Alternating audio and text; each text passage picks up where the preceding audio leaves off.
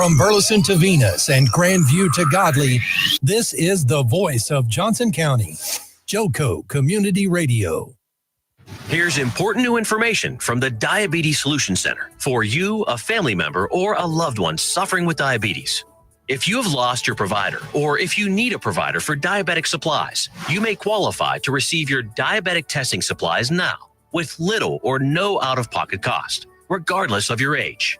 All you need is Medicare or private insurance to be potentially eligible. Call the Diabetes Solution Center right now for details. Just takes a couple of minutes. Our friendly, knowledgeable agents will give you free, no-obligation information, handle all the insurance paperwork, and make sure your supplies are delivered directly to your door for free. Call U.S. Medical Supply 24 hours a day. 800-597-9323. 800-597-9323. 800-597-9323. Call right now. 800-597-9323. Let's be honest. Wheelchairs are heavy, bulky, and ugly. If you carry a wheelchair in your car to take care of a loved one, you know how hard it is getting that clunky, old-style wheelchair in and out of your car. Introducing the Feather Chair Wheelchair. At 13 pounds, it's the world's lightest wheelchair. It folds in seconds and fits neatly in your trunk, backseat, or closet, so you can take it everywhere. And it's only available right here. Order yours today and get a free wheelchair case, a $50 value, yours free. The Feather Chair. The world's lightest wheelchair is just $4.99 with easy payments as low as $16 a month. Sorry, no Medicare or insurance accepted. So call right now to order yours. 800-823-5826. 800-823-5826. 800-823-5826. That's 800-823-5826. Fast Track Student Loans can get your student loans out of default, stop any wage garnishments, stop collection calls, and stop seizure of your tax refund. Give yourself a break. Stop the stress and get your student loan payments down to as little as $25 a month based on what you can afford to pay. 800-709-4395. 800-709-4395. 800-709-4395. 800-709-4395. If you're trying to quit drinking or doing too many drugs, listen to me. You don't know me and we'll never meet. I had a problem like you once. I drank and used to party a little too much till it got out of control and almost ruined my life.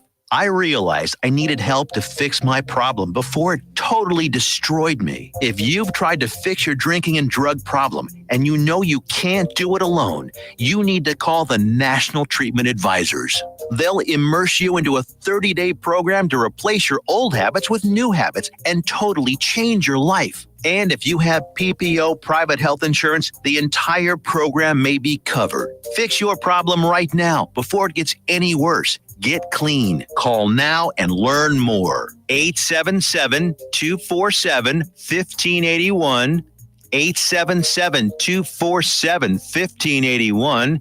877-247-1581. Fast Track Student Loans can get your student loans out of default, stop any wage garnishments, stop collection calls, and stop seizure of your tax refund. Give yourself a break. Stop the stress and get your student loan payments down to as little as $25 a month based on what you can afford to pay. 800-709-4395. 800-709-4395. 800-709-4395. 800-709-4395. You're listening to JOCO Community Radio. Well, good afternoon, Johnson County. Welcome back to today's episode of Let Freedom Ring. I'm your host, Jake Wernette. We'll get everything put up here for today's episode. First of all, I want to thank everybody for tuning in. If you're a repeat listener, we want to thank you for being a part of this program. Through your efforts of listening and viewership, you help educate the next generation, the current generation, and our fellow citizens on what really matters in local to federal politics. We have learned a lot about the theories of politics. We've learned a lot about different aspects of policy, from foreign policy to domestic to even the local city council tax issues that have been brought up numerous times. Today is going to be the first day of a new segment of this show. We're going to be doing a series called Behind the Scenes. I couldn't come up with any catchier of a name, so we'll just have to stick with Behind the Scenes. Today's guest host is Andy Nolan. He's Justice of the Peace Precinct 3 here in Johnson County, and he is going to be co-hosting the episode today. So Andy is a friend of mine. I've known him for roughly about a year now since he's taken office, and he's reaching the end of his first year in office. And during the discussion we had before the show came on, we kind of discussed how a lot of our elected officials are misrepresented by the majority of corruption, the majority of crime.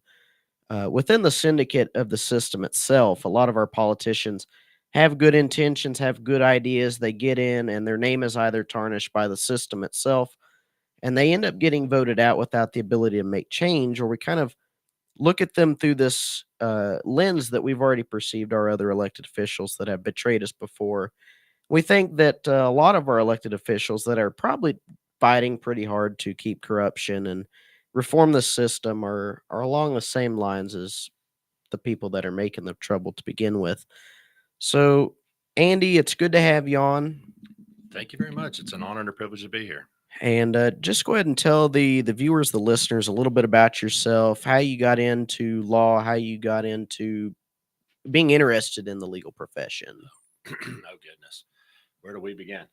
I just spent the last 28 years of my life as a Fort Worth police officer. I was a supervisor for the department. Got up, went to work every day, loved helping people. Before that, I was a Dallas jailer. Before that, I worked in a grocery store. That's pretty much my job history. But the last 28 years, I served as a supervisor for the city of Fort Worth. Love that job. Love people. Love working in the underserved parts of town. I really, really loved it. I felt that's where I could make the most of a difference.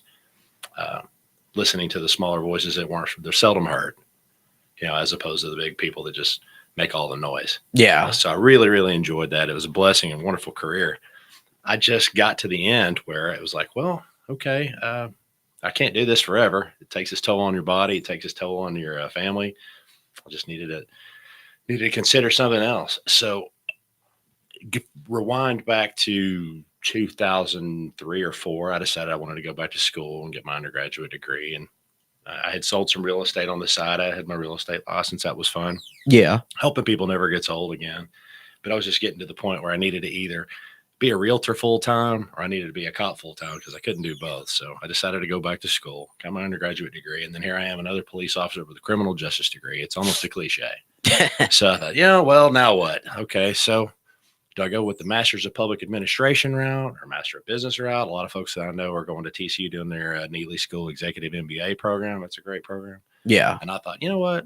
I'm going to shoot high. I'm going to go ahead and throw my name in the hat for the LSAT, and decided that I wanted to go to law school. So I did fairly well in the LSAT after some trial and error, and got in. And then I did part-time night law school with a wife, 2 kids, and a full-time job. Man, it was a very arduous 4.5 years part-time. I got through the bar exam, and I practiced on the side for about 10 years until it was time for me to, I guess, make that logical step, the next step into my career. So the incumbent judge there in Precinct 3, she was stepping down after 28 years, and it was going to be an open seat. And I thought, what a better position for me. I could bring my law enforcement. I could bring my legal skills. I just thought I had the perfect skill set for this position. So I decided to throw my name in the hat. And after a very hard campaign and going through all the motions with that, I was duly elected by our constituents here. Thank you very much, Johnson County voters. I sure appreciate you. Thank you for trusting me with your faith. I really, really relish that. Thank you. And we just finished our first year in office. So a lot of work or a lot of catching up from the last position, or I am very blessed. My predecessor left our office in a very great position. She did a very wonderful, outstanding job for a lot of years. I know there's a lot of, at least courts in the area that have loaded dockets, and it's very hard for some of the judges who really prioritize one side of the spectrum or the other. They have one thing that they're really good at. We have some justices that can't even prosecute felonies in positions of authority, and it's really good to have a judge that's well rounded, who knows the law, who knows the Constitution, who can at least balance the cases and the load that comes to them. What was one of the biggest trial and errors when you started being a justice of the peace? Well, I can say one thing I want to say I took it for granted. I just did not realize how political running for office was. Yeah. I'm running for a judge, right? Judges are supposed to be bipartisan, and by and large, that's how I look at things. Yeah. I'm not going to say that I rule with the red or I rule with the blue. I rule with what the facts are, and I try to apply the facts to the situation, and I try to give a firm and fair outcome. That's what I try to do. So having said that, I respect the Constitution. Of course, I hold it sacred like a preacher does the Bible, and I always will. But we're going to have the facts, and we're going to apply a lot of the facts without bias. And I don't really I took a constitutional law class here my last semester of college, and it was something I don't think a lot of people get into, unless they're trying to go the legal field. But luckily for us, we have to have a lot of elective political science courses, and that was the one that I just so happened to choose. It looked interesting. I thought, well, if you're going to be a politician, you have to know the cases, you have to know the backing to the Constitution either way, how it's become loose, how it's become stricter within the measures of government, where we can expand on it, what has led to the decline of where our country is today, what has led to a lot of the partisanship that we've seen lately. And I really have an immense amount of respect for people in the legal field, people that have to deal with those cases every day, the measures, the impacts of them. What was the hardest part for you studying law? Like, was it memorizing the cases? Was it kind of understanding the progress behind the cases, where it starts, where it ends, or? You mean like while I was in school? Yeah. I would say I got a thirst for it that was insatiable. I really, really love studying. I love reading the law, and I love being in the academic environment. It was great. Where I suffered was the fact that I was doing it with a full-time job and a family. So it was like a three-legged stool. If I worked really hard on my academic studies, Yeah. then my family life suffered, or my work life would suffer, vice versa. So I had to hit the brakes sometimes, and I had to refocus on what was important. So, obviously, if I was the 20-something-year-old student that didn't have the full-time job and the family and all that, then I probably could have devoted more time to it. I loved it, though. I really do. And I always have a thirst for reading new case law and just knowing what's coming down. And history does repeat itself. So you can kind of see as these laws are applied and as the new rules are coming down, where they've come from, the etymology of them, where they began, and just going forward, you can kind of help predict where we're going to wind up, I think. And I think history is so important because it does repeat itself. I really firmly believe that. Yeah. So, especially for those who don't really put the priority on learning about it, the importance of history, especially within some of the evils of the past. We've seen rogue regimes come up out of communist fascist states, and for too long, I feel like Americans have had this view of it can't happen here, it won't happen here. I refuse to believe it. Ask JFK. But now we have judges who are supposed to be defending our Constitution, defending the freedoms of the American people, taking candidates off the ballot. What we've noticed in several states, which whether you're a Trump guy or not, I think spells a certain. I think somebody's scared. Doom of where this leaves this country for the future. I think somebody's scared. I think that they might lose their control. Yeah. If he does have a fighting chance. So that's my thought. So if you're so scared of him, why are you taking him off your ballot? Yeah. That's my thought. If you can't silence him, you have to find a way to get rid of him. That's right. That's right. So as a police officer, going back to your law enforcement experience, what was there something in the law enforcement field that kind of drove you to wanting to be a judge? Like, I know a lot of police officers see one certain crime that keeps being repeated in the area, maybe drug crimes, human trafficking, and they really have the desire to go out and make a difference as a judge, wanting to to make change for the better for their community, even if it's not in prosecuting the crime. They can bring awareness. They can have a voice in the system. They can look at things from a different angle. What is a law enforcement officer? What has helped you from that experience in your career so far? I just think that day in, day out of being able to listen to the voices that were seldom heard. You have, like I said, you've got the people out there that have the pop, the voice of the community, the voice of the newspaper and the media and everything else. And then there are those people that are really, really quiet that you never really get to hear from. Those are the folks that I got to deal with on a day-to-day basis. And I really, really love serving those folks. When you went out there and you helped them with whatever issue it was, whatever type of call I may have been dispatched to, they really appreciated when you did something for them. Whereas, I'm not saying not everybody else did in other communities, but some folks are more expecting of that as opposed to others that are just like, oh, wow, you really care about me. Yeah. Thank you so much. And it was just so gratifying, if that makes sense. Yeah. When you campaigned for judge, did you go door to door? Did you kind of go around the county? Did you go around your precinct and hand out flyers and stuff like that? All of the above. All of the above. Gosh, I knocked on so many doors. I couldn't tell you. If I miss knocking on your door in precinct 3 and if I miss knocking on your door, I'm sorry. I tried. But like I said, I was working full time still. So I would go to work at 6 a.m. I'd get off at 2. Of course, we campaigned in the fall, so the days were short. And then I would go knock on doors until dark. Sometimes even after dark. And then on the weekends, it was a full-time job as well. So that I had a couple of mailers. I mean, we could discuss political theory on running campaigns. I read 3 books on how to run for office and what to expect. And again, I really was blindsided until I educated myself on what it was like to run for office. I didn't really realize how political running for office was. Again, I knew I wanted to be a judge. I never thought about it being quite so political. Yeah. Like say a city council position like you ran for yourself, or or one of the many other positions, a rep or a senator or something.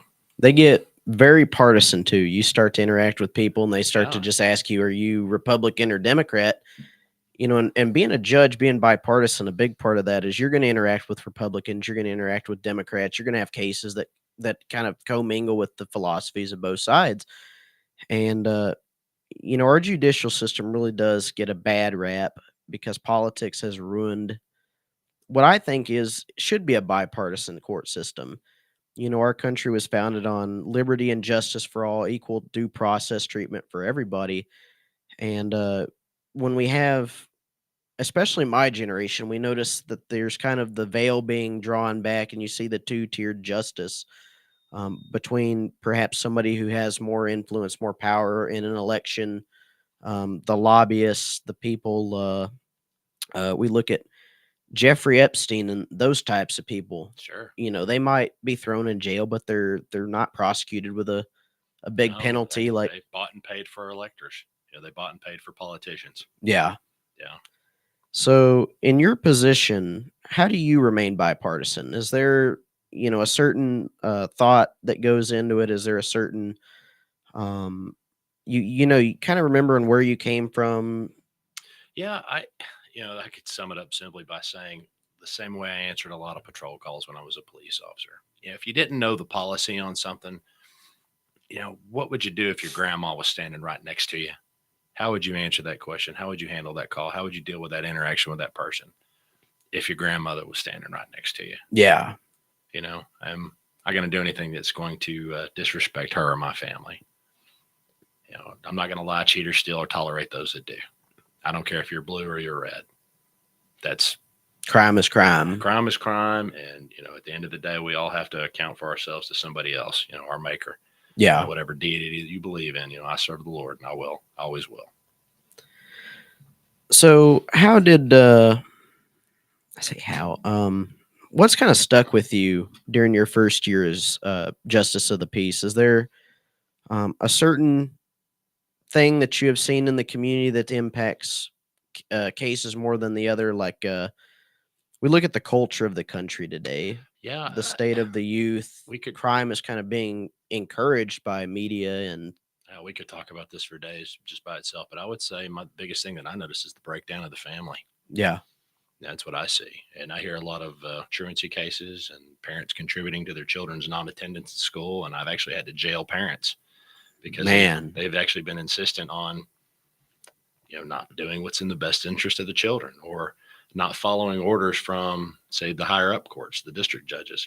We have kids that are not going to school and the parents are fighting. They're going through a divorce. And so you have the infighting with the parents. They have temporary orders that are set down by, say the district court, and they're not following them. And they all of a sudden want to unenroll their kids, which is in direct violation of what they may be ordered to do or not do. Yeah. And then they come in front of me, and I had one, the same example, just comes to mind. I had a guy try to bring a gun into my courtroom the other day, and I had just signed an arrest warrant for him the week prior. Wow. So, we had to arrest him outside the doors of the courthouse the other day. This is right there in Little O Alvarado. And the guy tried to bring a gun into my courtroom, and you can't do that. So it's the breakdown of the family, I guess. You see a lot of that. And that's just one micro example, but there's so many other things. The parents are so busy. You have blended families, you have split families, you have, one parent maybe raising a child, maybe one parent that has custody and isn't there for their child. They aren't there for their kids. They're just trying to scrape by, do the best they can, and have their own life. And it's tough when you have kids. They're basically latch keys. So that's what I'm seeing. That's the biggest problem, I think. So as a justice of the peace, a lot of people, especially folks my age, I'm not the most legally inclined, knowledgeable person. I'm more of a executive, legislative branch. What's the difference between judges? What makes a justice of the peace different from, let's say, a district judge or a Supreme Court judge, or just the types of cases that you're in? Justice of the peace, people infer that to just mean, okay, the guy that you go to get your cheap wedding at, or see the justice of the peace because we perform weddings and we're blessed. All the judges can do it actually, but we're the ones that usually hear those cases or hear those marriages. So, but we're a judge like any other court. I hear Class C misdemeanors, and I hear small claims court cases up to $20,000 in controversy. From there, they graduate up to the next higher case. They go to the county court of law. I'm not a court of record.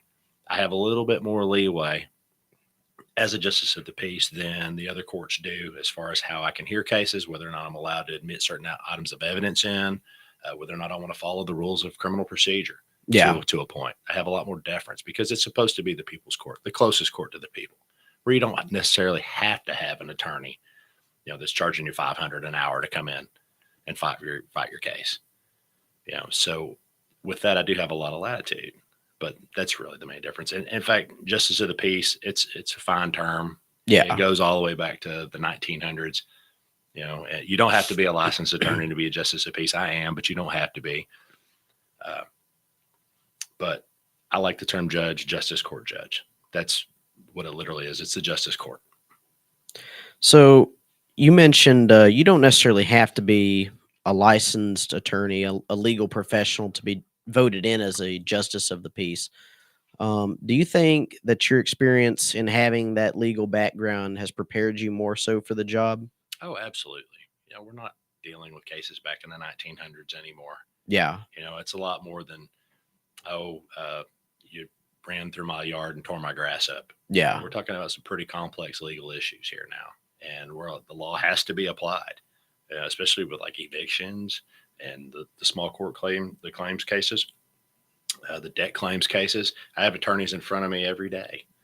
And, they're talking about, again, somebody's credit history.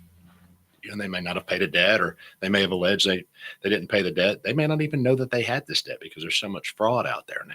Yeah. People are opening up credit cards in other people's names all the time. So, by and large, I hear a lot of default judgments. That's where the attorneys come in and pitch for their company. They may have bought debt. A lot of folks don't even know that they can sell debt. Like if you go open up a Conn's credit account and you don't make payments on it, then they basically charge it off and sell the debt to a third-party company. So then these third-party companies go back in and then they buy the debt for pennies on the dollar, and then they go hear the case. They get a default judgment, and then they get to harass you forever. Wow. Darn near to pay a debt that you didn't know you owed. You thought it was to Cons. You didn't know it was to LVNV funding or something like that. So there's a lot of complex legal issues that we do here. Very, very much. So, what's kind of stuck with you as a judge? Is there any specific, crimes that you have heard that you've seen that maybe not have influenced anything? I'm not going to ask you to, pick a side or anything, but what do you see as the biggest issue as in your profession here in the county? Well, I think, and again, we could belabor this to death, but one of the duties that I have is 1 week a month, 7 days in a row, every month, I have to go down to the Johnson County Jail and I set bonds on everybody that's arrested in the county, from Burleson to the south end of Mansfield, to Venus, Rio Vista, the whole county. Man. And again, talking about a legal issue, you don't have to be an attorney to handle these kinds of things, but I fill out emergency protective orders, all kinds of legal process that's involved in that. And I set bonds on these folks. I have to look at these people and I kind of decide, okay, I look at their criminal history and I go, are they going to reoffend or are they likely to stand trial? Yeah. While they're out on bond? And that's the two tenets that I look at before I set bond on somebody. If they go out and have a DWI, is this somebody that had their first offense? Were they just partying a little too hard one night and, just shouldn't have drove and did? Or is this somebody that was a habitual? They're on their 6-1 and they've had their license suspended for 20 years. Somebody in the wrong place made the wrong choice versus career criminals in a sense. Yeah. I'm not going to necessarily, I shouldn't say hammer. It's not, bonds aren't to be punished. They're not supposed to be punishment. Yeah. They're supposed to keep you from reoffending and they're supposed to ensure that you're going to stand trial. And that's the lens that I look through when I set bonds on people. So somebody that's done it 6 times, they, might be a functioning alcoholic, and quite honestly, they don't need to be driving, so I'm going to require them probably to have an interlock on their car. Yeah. And they're going to have to go provide a urine sample regularly to ensure that they're not drinking while they're out on bond. Whereas that first offense may not, may not have those terms set as severe, let's say. So I've got 2 quick questions for you. I don't, my goal is not to challenge, your position or anything, but as a judge, somebody with legal experience, there's a big push in my generation for mental assistance versus what we would see as the corporal aspect of the justice system to punish versus to rehabilitate criminals or those who have wronged society. Maybe those who are, mentally in a different place than you and I, regular citizens. Do you see a push for that within the legal community? In your position, do you see kind of a difference in where the court has been in your lifetime versus where it's heading? Or, well, I can tell you I shouldn't call it the disparity. Let's just say the difference in the approach of things between, say, Johnson County and Tarrant County, where I was a police officer. When I worked for the city of Fort Worth, we put guys behind bars that had done some pretty heinous things and got some very small slaps on the wrist. Yeah. As far as sentencing, I don't see a lot of that in Johnson County. Now, is there some of that going on here? Absolutely. Sure. I can tell you by law, and this is, my office is actively working on it. We're going to have a juvenile diversion program that's going to be statewide. All justice courts are going to have a juvenile diversion program for juvenile type offenses. We're not trying to criminalize things that people do before they're 17 years old, so that the consequences aren't so far reaching, so they don't carry on into their adult life. So we're working on that. So building better citizens in the youth versus pushing them through the system and keeping them there. Yes. Since I've been in office for the year, we had a juvenile court coordinator that was assigned to the juvenile division of the county. That office has since been reallocated to my justice court. So I hold that position. That person falls under my umbrella. And that's one thing that we have been working on pretty arduously on. And I think it's going to be great. I think we're going to spearhead this task for the county. And I think all of the other courts are going to follow suit as well with us. So I'll be looking forward to pushing that out here pretty soon. Which would probably make it a lot easier for kids to kind of get off on the right track instead of, we look at, I'm not sure what it's called. There's a technical term for it. I'm sure you know it.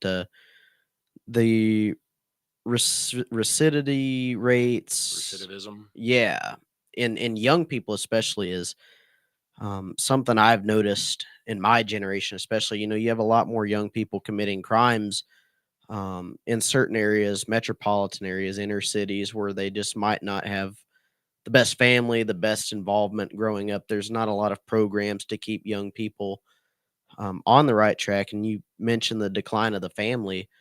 Um, is this something we're seeing with the growth in Johnson County, or younger people kind of? Uh, are we seeing a rise in crime between younger people than maybe what you've seen when you were my age? I don't know statistically if we've gone up or down on that. I can just tell you with all the years that I served working in Fort Worth that there's always been a large number of crimes committed by youth. Yeah. And So we're going to be going to commercial break. Join us for the next segment. God bless you. Thank you for sticking with us.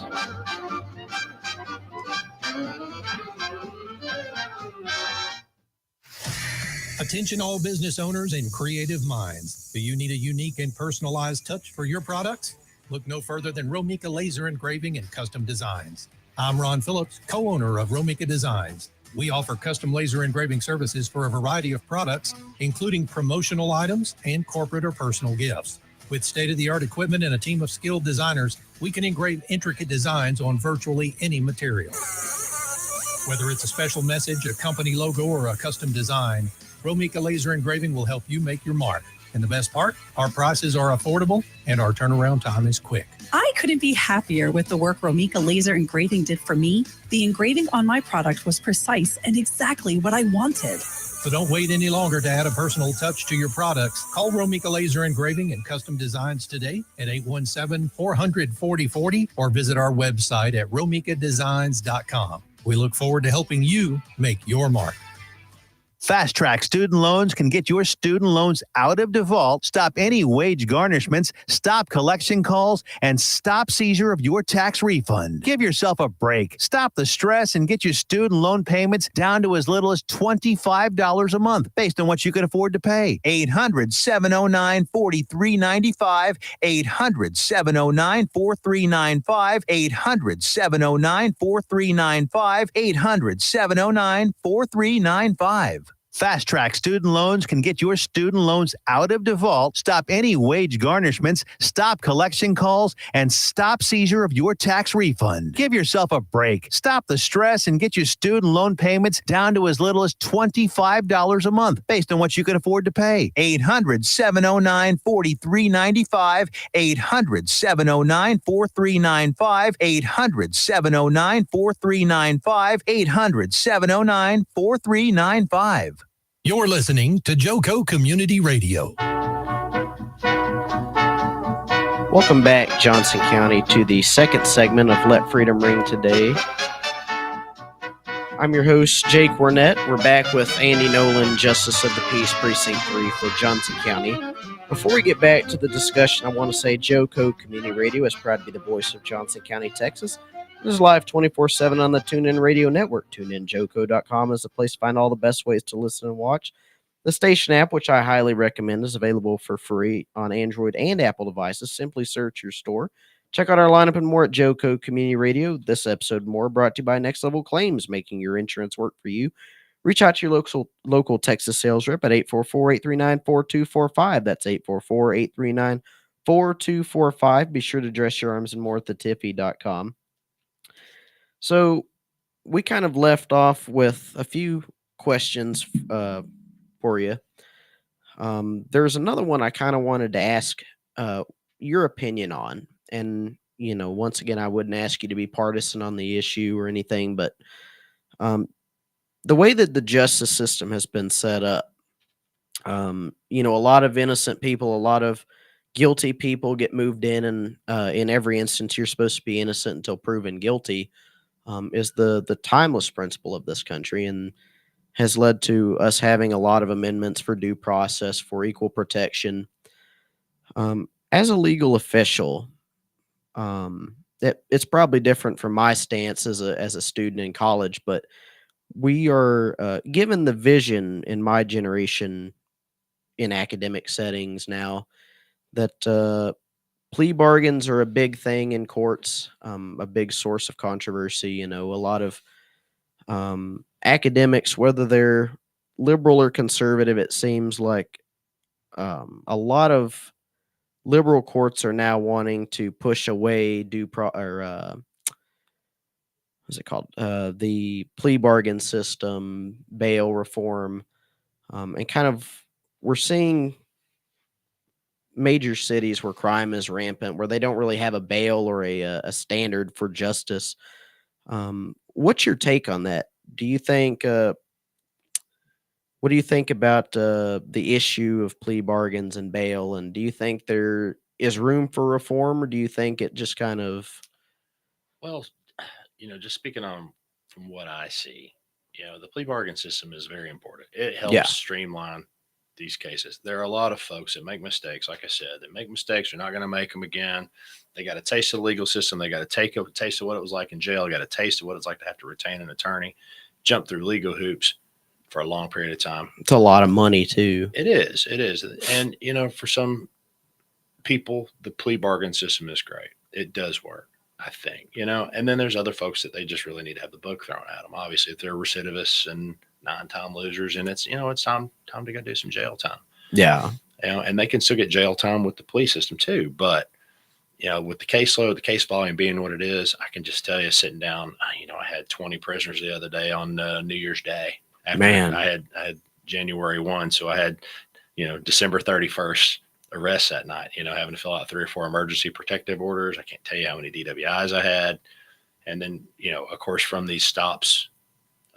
You have accidents. We have drug charges that are filed because the drugs inevitably turn up once somebody gets arrested for driving with, driving while intoxicated or being in an accident. I mean, that was kind of the bulk of what happened on New Year's Eve in Johnson County. The officers out here are they've got to be commended because they all work their tails off. They do it every day. When the rubber hits the road, those guys are out there humping it every day, trying to keep everybody safe here and trying to get fentanyl off the streets. Yeah. And every other drug, of course, too. But so, the plea bargain system, we've got to have it. We've got to streamline getting rid of some of these cases. We have to.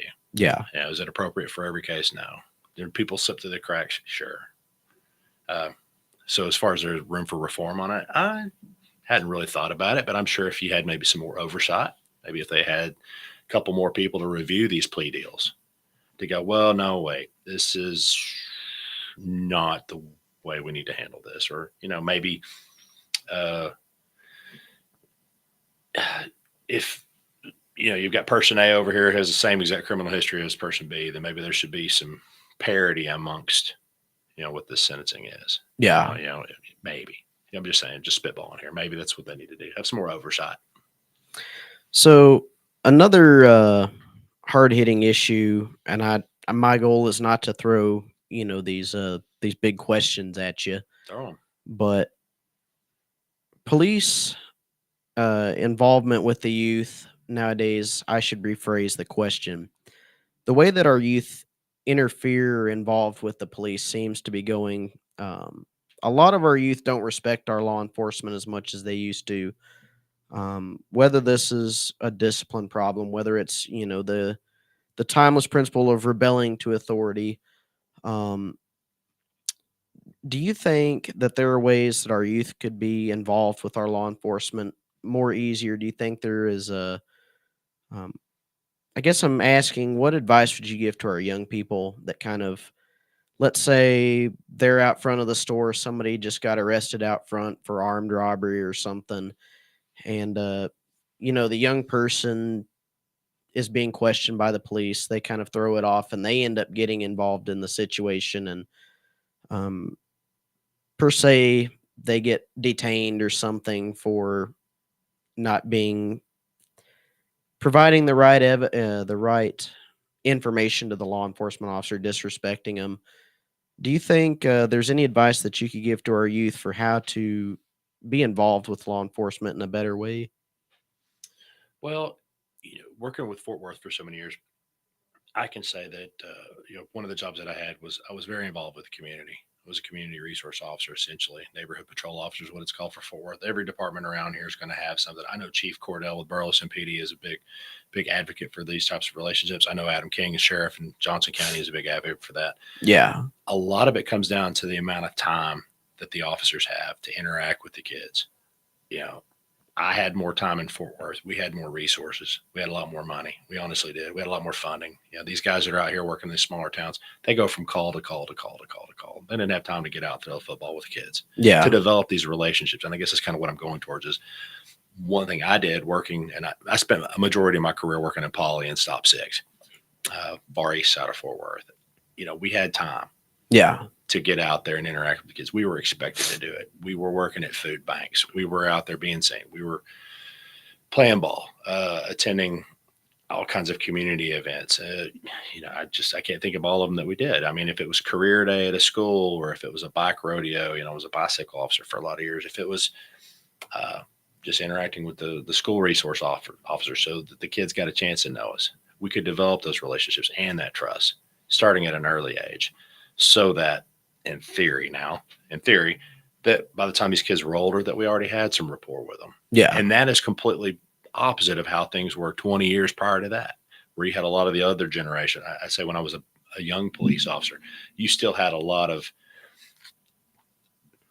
older folks that had no trust for the police. And then they instilled that school of thought on their kids. Yeah. So now that we're into a different generation, we've had a good 30 years of community policing coming up. A lot of departments, they didn't implement that as early as, say, Fort Worth did. But during the 80s and the 90s, Fort Worth was known for their community involvement. That was one of the big things there. So I've noticed we have these trends of, generations. I see it on YouTube all the time. You see it on the all sorts of the legal channels on YouTube. I don't know any off the top of my head. You have a really stark difference in the comments. Those that say, police aren't your friend. They're not there to be buddy with you. They're there to do a job. They're there to do a task. And then you have the other side that says, our law enforcement are members of the community just like anybody else. Their job's to protect their community. And, everybody wants to have a safe, efficient community. So it's best to provide what information we can on crimes, to be involved with our law enforcement, to kind of have that relationship established. To those, and you have law enforcement experience, to those who are on either side, where do you see the balance in this? Where do you see the job versus relationship kind of hit hardest? It just comes down to trust. It just comes down to trust. And, are all police officers good? By and large, yes. But there are some that aren't, and they do have bad days. And there are some people that are having really bad days because they have the police that got called to whatever scene they're at. Yeah. So when the officer arrives, they're already dealing with, someone's animosities and someone's issues and whatever it is that they were dispatched for. So people are already drove up. So the officer shows up, starts asking questions. People automatically kind of are taken aback and go, well, I can't trust this guy. Yeah. Or I can't trust this officer. So, the police officers are always trying to break down the walls, trying to become more trusted. Conversely, I would say that the citizens also should be doing that as well. And we don't educate folks like that anymore. We don't teach our kids anymore that if, you're in trouble, you can go to that police officer. Yeah. I remember when I got lost as a child when I was 4 or 5 years old. I found a police officer. I was crying. Officer, help me. I still remember that. I was so scared. And, he helped me find my parents. Yeah. I still remember that. I was scared to death. I don't know if we teach our kids that anymore. And that's kind of, I don't know if it's the same for everybody. My generation, I grew up with the same mentality being put on me, I got lost at a car show once. My parents were kind of halfway across the parking lot and I wasn't sure where to go.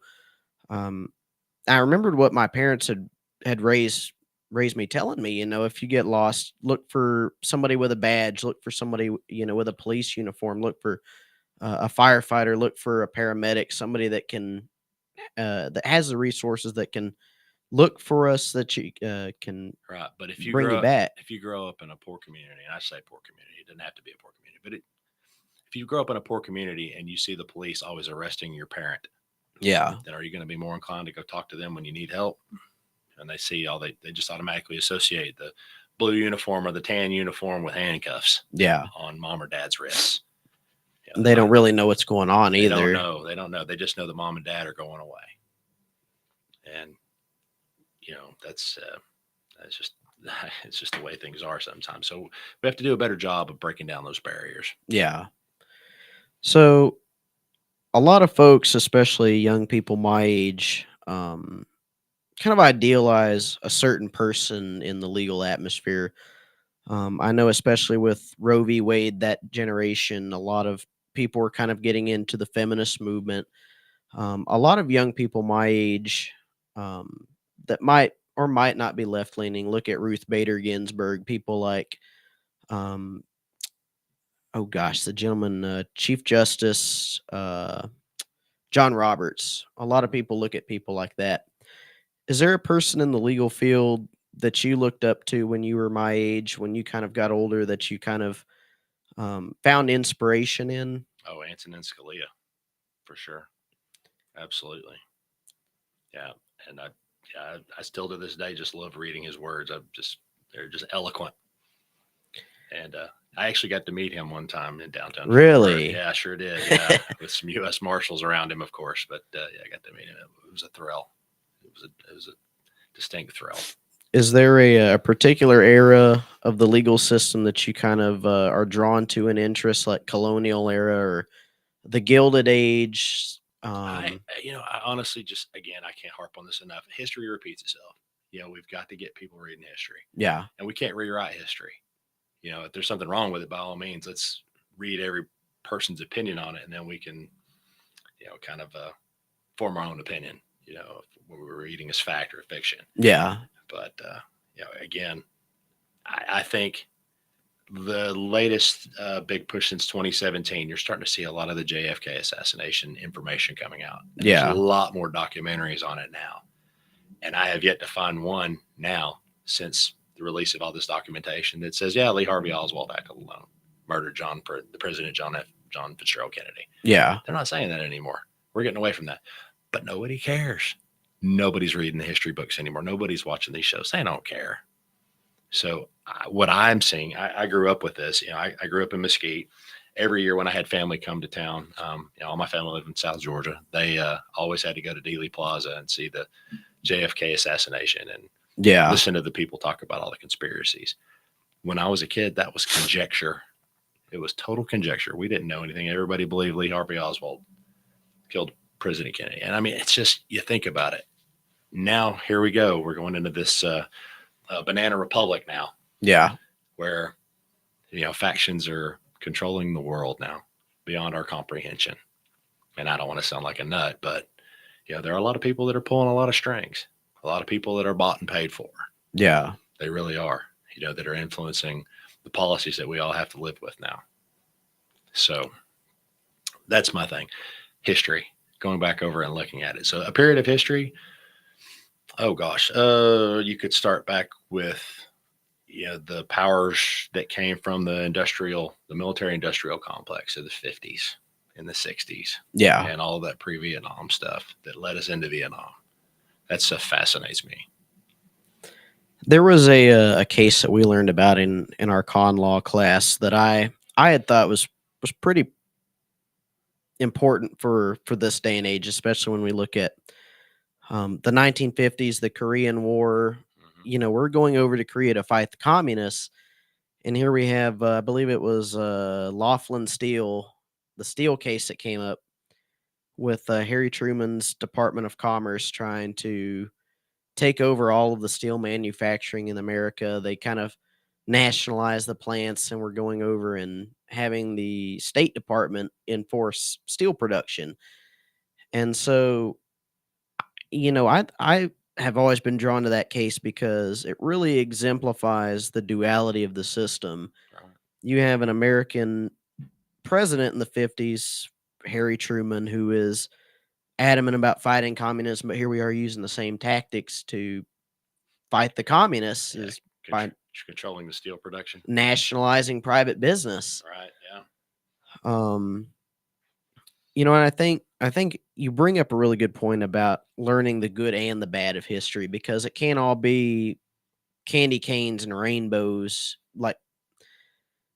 And this is of course a stereotype in my generation, and me being 80 years old mentality, I kind of have to agree to an extent on it, that people my age really try and tune out negative things. They want everything to go their way. They want the world to believe what they believe. They want to be able to be right. Um, Legal history, especially, is a mixed assortment. You have Brown v. Board, all of these different cases, Plessy v. Ferguson. And we're just now looking back and having courts overrule the judgment that they put on individuals that over time we kind of realize that the decisions we make in the past are wrong, that we can have bad decisions, we can have bad rulings, bad parts to American history. Sure. And that's no excuse for folks my age especially to not learn their history, is because it will happen again. Just might be somebody of a different color, somebody of a different income bracket, Just somebody cloaked of, in different facts. yeah. But it's the same hypothetical. So what is getting away from legality for a second? Do you have a favorite uh political figure in American history? Do you kind of find inspiration other than the legal field for the job that you do as a public servant? Oh Lord. Oh gosh. I gotta say right now, I really love listening to Ted Cruz. Yeah. I know he's not everybody's favorite, but I love listening to him. He kind of says what I'm thinking whenever I turn, and usually it's just a 30-second sound bite. Yeah. And I don't hear the whole story. And sometimes I've got time, sometimes I don't. But I like listening to him speak. I really do. I think he says a lot of common sense things. And of course, when he's going after somebody that's doing something, that may be under the table or illegal, or maybe just latent hiding something. Yeah. It just gets my blood pumping. And I don't hear a lot of that, from a lot of other individuals. Yeah. I guess maybe Senator Kennedy. There's not a lot that are outspoken anymore about. Yeah. I mean, I gotta say, I actually heard John Cornyn grilling somebody the other day, and I was like, wow, that guy's usually milk toast. What's up with that? But I like listening to Ted Cruz. I've kind of drawn myself over to Senator Josh Hawley. I follow him on Instagram and see him kind of grilling the FBI director on raiding Catholic homes and stuff like that. And he's like, so if you're not, partisan at the FBI, you're law enforcement, you're a guy with attorney experience. He goes, it seems to me like you're profiling certain people. You're going after certain people, given, you're calling them nationalists, you're calling them extremists because they believe in the old way of doing things. It's really interesting, especially my generation. I didn't think that we would reach the point where we're taking people off the ballot, where we're raiding people's homes just because they don't agree with the way the system's running anymore. Yeah. It's crazy. As a judge, where do you idealize our country heading? Where do you want to see America head in the future, even at the county, the local level? Like what changes can we make that you think would better the country? Well, I mean, everything starts at ground zero. So it's our micro level here that we're at. I'm really proud of our county. I think we're doing some great things. We have a new county judge. Nothing about Judge Harmon leaving. I'm just saying everything. It's kind of a new generation. We kind of have a new guard that's coming in, and our county commissioners are doing a great job with what they have. The property taxes just went down. Mine went down. I can't speak for everybody's, but I'm noticing that. I'm actually feeling that. So I think we're heading in the right direction there. The growth of the county is almost immeasurable. We're growing by leaps and bounds. So I think we're really, really working hard. I'm not saying we're doing a perfect job on it, but we're really working hard on trying to manage the growth, trying to work smarter, not harder, be more innovative in our approach to dealing with things. Step out of the past, step into the new as far as technology goes, and modernize the county instead of being, relics of the past. So I think we're doing really, really well. Is there any changes that you have noticed that are making a difference within your first year as a justice of the peace? Like, I know a lot of officials. Tim Good had spoken about the implementation of new technology to record and be able to provide information between sources a lot faster, a lot simpler. Per se, they're working on a case at the DA's office, and versus having to send body cam footage on a CD to the DA's office, they want to start a new software program where they can get it in a matter of seconds. Oh gosh, yes. I can tell you when I was a detective for Fort Worth, it used to be so frustrating because we would have 4 or 5 officers that would be on the scene. They would all record something, Yeah. and it would be 5 or 6 officers' body cameras recording the exact same thing. Or maybe there'd be 1 or 2 nuances here, and then we would have to go and burn those onto a DVD and send them over. When all we had to do was, it was all internet based. We could have given the DA's office, let's say, access to the software, Yeah. where they could pull up the information and they could download it themselves or listen to it. Or if they wanted to hear all of it, you have to disclose all of it to the other side. And we've got to play fair. It's a Brady thing. Yeah. You can't let exculpatory evidence go, if it could potentially exonerate a defendant. So that material gets very voluminous. So yeah, there's better, faster ways of doing things, rather than the old school way, which that was a leap and bounds step ahead of the VHS tape. Yeah. We used to have car videos that we used to record things, and then we would submit VHS tapes, or the helicopter actually that Fort Worth has would record everything on a VHS tape. Man. Imagine 320 by 240 resolution from 4,000 feet. I mean, come on. Seriously. So technology's great. Definitely speeding things up. In the last few minutes that we have, I want to thank you for coming on with us. I'm sure there's a lot that I've learned. There's a lot that our audience has learned. Real quick, would you mind sharing your favorite and least favorite part about being elected as a judge so far? I tell people my favorite part's doing the weddings. I love seeing 2 people in love come in and joining them. I love that. That's a no-brainer. The hardest part's probably doing evictions. Yeah. Putting people out of their homes, or listening to people explain to me, okay, I didn't pay my rent for 6 months, and then have a landlord go, I'm sorry, I got to pay the taxes on this place. Yeah. I got to at least have money to pay the taxes. I mean, I can't let them live there forever for free, and then having a unawarded eviction. Some folks have some really heart-wrenching stories. They really do. But, I'm sorry, this issue is settled as a matter of law unless you have some legal justification for not paying your rent, which there's a very small number of them. I have to award the eviction. Yeah. I have to. And I'm sorry, you and your family and your 4 kids are going to have to move out. There's a lot of terrible economic policy that's been pushed through that, inflation, reckless spending within the federal government, a lot of it trickles down and people can't afford to live anymore. And I can tell you, I've done some evictions at some of the local apartment complexes in the precinct. A couple come to mind in the northeast part of the county. $1,800 a month for a 1-bedroom. It's just crazy. A couple of months you're behind, you're down $3,600. Yeah. They file an eviction, you're getting out of there. It's just crazy. When my first apartment, I paid $337 a month for in 1991 or 92. I think I remember my dad telling me he and some of his buddies rented a 5-bedroom house in Nashville, and it was like $500 a month, and they'd all chip in. And gosh, Nashville is unbelievable now. It's unbelievable how expensive it is to live in Nashville. And there's a lot of policy that comes from the other 2 branches of government that has a lot of interference, a lot of influence on the judicial system, and not all of it's good. Not all of it makes your job any easier than what it otherwise would have to be.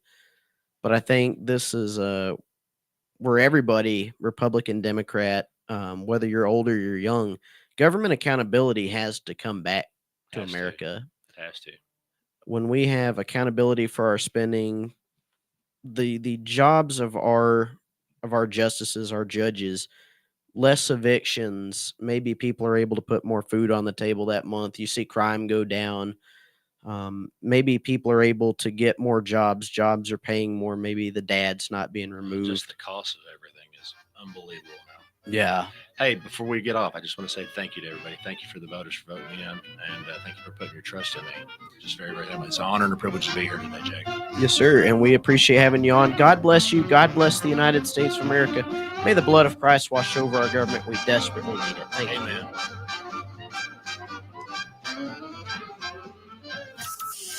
From Burleson to Venus and Grandview to Godley, this is the voice of Johnson County. Joco Community Radio. Hey, travelers, do you want to save money on your next flight? Then pick up the phone and call. That's right, call, because the best prices are not online. They're with SmartFares. See, SmartFares has special deals with the airlines.